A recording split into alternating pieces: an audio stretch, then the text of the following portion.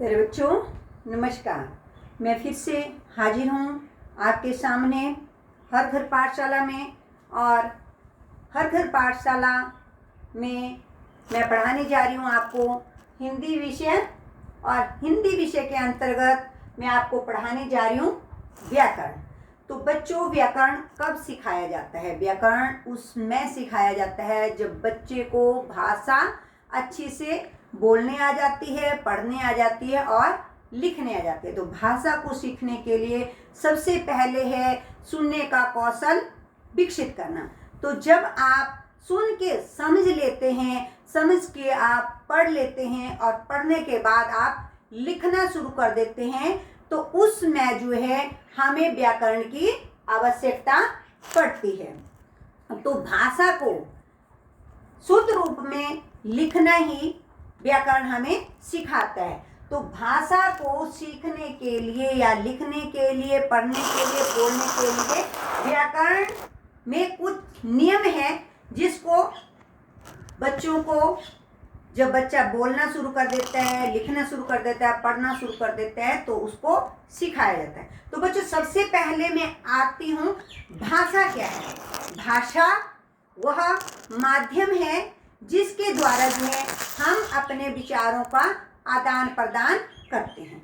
तो बच्चों, जैसे छोटा बच्चा होता है तो उसकी माँ जो है, बच्चा रोता है तो उसकी माँ समझ जाती है कि बच्चे को भूख लगी है, बच्चे को दूध पिलाना है। तो बच्चा रोने के लिए, दूध पीने के लिए रोता है और माँ जो उसे उसकी आवश्यकता समझती है और उसको दूध पिलाती है। तो ये थी बच्चे की भाषा और माँ की। बच्चा जो है रोता है और माँ उसकी बात को समझ लेती है।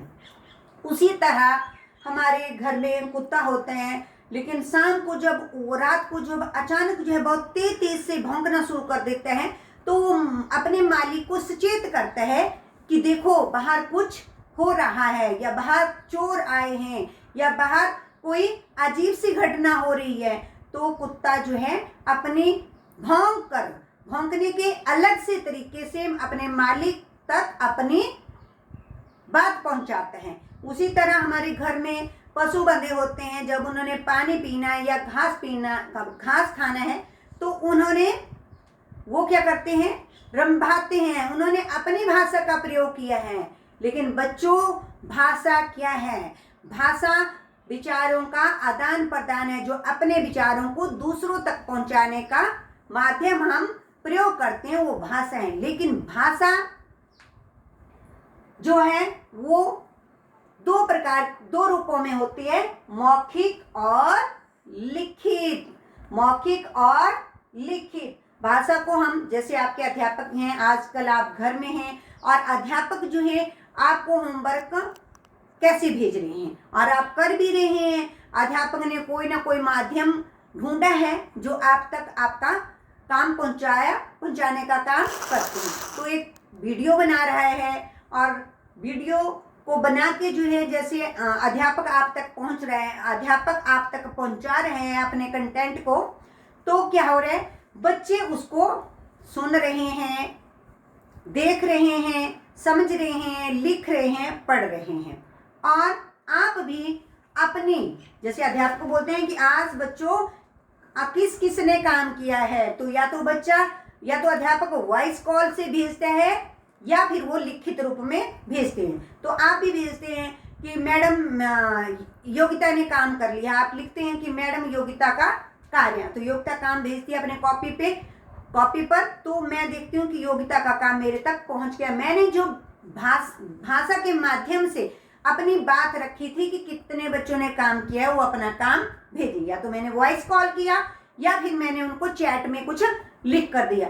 तो बच्चों ने वो या तो सुन के समझा या फिर जो लिखित रूप था उसके द्वारा बच्चे ने ये समझ लिया कि हमारी अध्यापिका हमें क्या बोल रही है। तो ये था दोनों तरफ से आदान प्रदान विचारों का, कि मैंने जो कहा वो आपने समझा और आपने जो लिखा या बोला वो मैंने समझा। तो एक भाषा होती है सांकेतिक। भाषा के दो रूप होते हैं, मौखिक और लिखित। और एक जो भाषा का रूप है वो सांकेतिक। तो आप हमेशा कई बार देखते होंगे कि क्लास में आपकी अध्यापिका पढ़ा रही होती है, लेकिन पढ़ाते पढ़ाते मुंह पर उंगली रखती है या कई बार जो है ऐसे ऐसे टेबल के ऊपर ठक ठक करती है। तो उससे आप क्या समझ जाते हैं कि शोर मत करो और आप चुप हो जाते हैं। तो ये भी एक भाषा का सांकेतिक रूप है। लेकिन जो मौखिक और लिखित दो रूप हैं, ये आधिकारिक तौर पे भाषा के दो ही रूप हैं। तो एक हिंदी भाषा की लिपि देवनागरी है। जिस हिंदी भाषा को लिखने के लिए जिन चिन्हों का प्रयोग हम करते हैं, जिन निशानों का प्रयोग करते हैं, उसको हम लिपि कहते हैं। और हिंदी भाषा की लिपि जो है देवनागरी है। तो हिंदी भाषा क्या है आप सभी जानते हैं। जैसे आप हिंदी विषय पढ़ते हैं, तो हिंदी विषय पढ़ने के लिए आप अ से ज्ञ तक पढ़ते हैं, फिर आप शब्द जोड़ना सीखते हैं, क ल कल न ल नल, और वो पिक्चर भी देखते हैं आप घर घर। तो घर को हमने घर दो अक्षरों से, दो वर्णों से घर बनाया। जैसे ये है,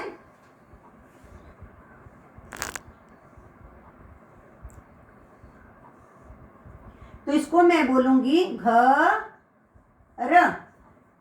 दिखने में घर लग रहा है, लेकिन जब मैंने इसको देखकर भी आप समझ रहे होंगे कि ये घर है। तो घर को जिन चिन्हों के द्वारा मैंने लिखा उसको लिपि कहते हैं। तो लिपि जिस भाषा को जिस प्रकार से लिखा जाता है, जिन चिन्हों से लिखा जाता है, उसे लिपि कहते हैं। तो हमारी हिंदी भाषा को सीखने के लिए तीन व्यवस्था हैं। एक है वर्ण व्यवस्था, और दूसरा है शब्द व्यवस्था, और तीसरा है वाक्य व्यवस्था। तो वर्ण व्यवस्था के अंतर्गत वर्णों के उच्चारण, लेखन और उनके जोड़ने के नियमों पर चर्चा की जाती है। और दूसरा है शब्द व्यवस्था। तो इसमें शब्दों के स्रोत, भेद, रूप तथा रचना का अध्ययन किया जाता है। यानी कि शब्दों को किस तरह से हमने लिखना है, बोलना है, जिससे किसी को हमारी भाषा का पता लग जाए, यानी कि हमारे विचारों का पता लग जाए। तीसरा है वाक्य व्यवस्था। वाक्य व्यवस्था शब्दों को इस तरह से व्यवस्थित करना है कि वो वाक्य बने, और वाक्यों से आगे जितने ज़्यादा वाक्य होंगे, वाक्य को आगे वाक्य से जोड़ते रहेंगे। जैसे आप घर में कोई बात होती है तो आप क्या करते हैं, बात को बात से जोड़ते जाते हैं कि मैडम ऐसा हुआ हमारे घर में, कल हमारे घर में मेहमान आए थे, वो हमें मिठाई भी लाए थे, और जाते समय जो उन्होंने हमें 10-10 रुपए भी दिए। अगर इन वाक्यों को आप उल्टा बोल देते कि मैडम हमारे घर में जो मेहमान आए थे उन्होंने हमें 10-10 रुपए भी दिए थे, हमारे घर में वो जो मेहमान आए थे और उन्होंने हमें मिठाई भी दी, और हमारे घर में 2 मेहमान आए, तो ये अच्छा नहीं लग रहा है। पहले से मैडम कल हमारे घर में 2 मेहमान आए थे, वो मिठाई लाए थे, और साथ में जाते समय हमें 10-10 रुपए दिए।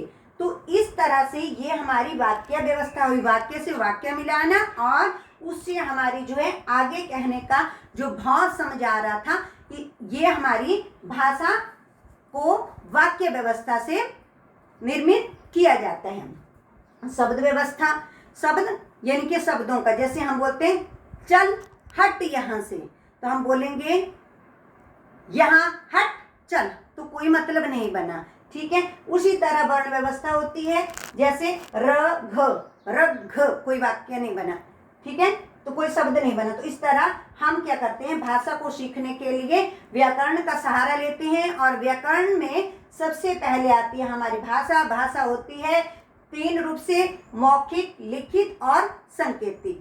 तो इसी के साथ कल फिर मिलते हैं। कल हम करेंगे वर्ण विचार, वर्ण व्यवस्था, वर्ण माला, उसका कैसे उच्चारण करते हैं, किस तरह की अक्षर को किस तरह से पढ़ा जाता है, तो किस तरह से लिखा जाता है।